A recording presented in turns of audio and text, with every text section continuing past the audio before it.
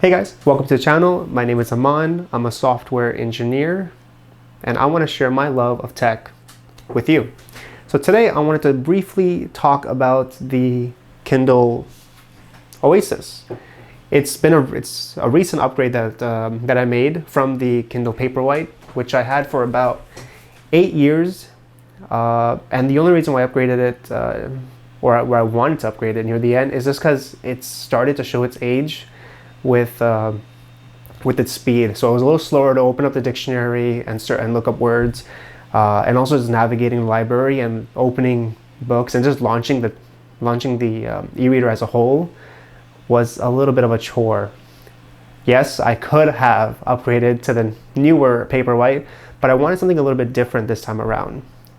The button navigation on the Kindle Oasis has been a surprise hit for me personally.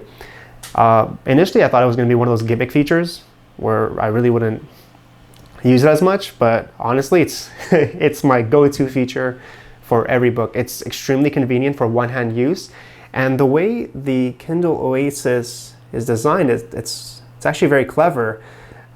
This whole part is the battery. So as a result, it's very nice to hold it with one hand, since all the weight sort of falls on that hand, and then as a result, very seamless to change pages as you see fit.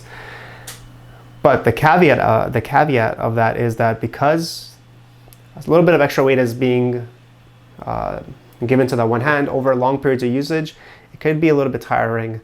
Then again, it's never a bad idea to take a little bit of a break from those long reading sessions.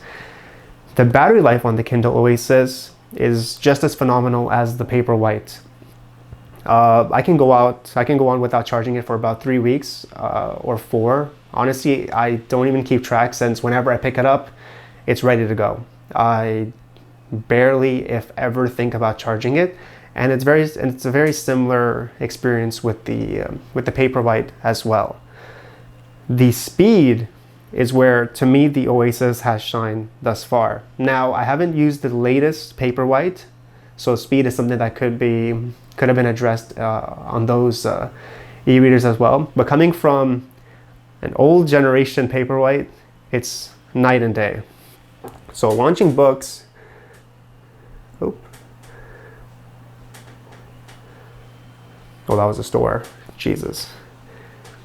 So launching books is extremely rapid, and just going through it, you can either use the screen to change pages or the buttons. Oh, another thing that I forgot to mention is because the navigation is on the button side, with the Paperwhite I felt like I would sometimes accidentally press the side of the page, and as a result I would skip pages and whatnot. Very small issue, very preventable as well, but it's good to be mentioned. The Oasis also does get brighter, and that's a great tool, especially when reading outside. So given with the lockdown, I've been reading a little bit on the balcony. So I'm basically usually under direct sunlight most of the time. So having that extra brightness enables me to read a little clearer when the sun is beaming down, and also the anti-glare screen. And just with the tech of the way an e-reader is, I can still see the screen properly with no issues. So some of the downsides of the Oasis is obviously the price. For $330 versus $120 for a brand new Paperwhite, it is a little steep.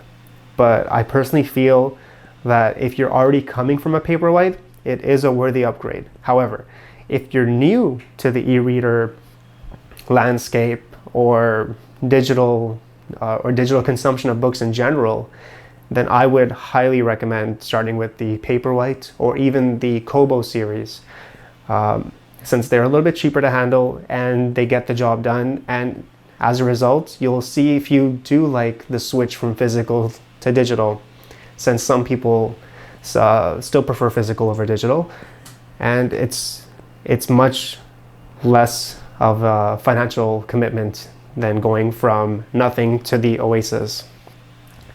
Another thing is that that I personally dislike is, surprisingly, they doesn't come with a USB. You can't see it here. Oh man. Anyways, it doesn't have a USB-C port. It comes with a micro USB port, and given that it is their deluxe line, and it has, I'm not sure when the Oasis was originally released. However, it is a little surprising that it doesn't include USB-C.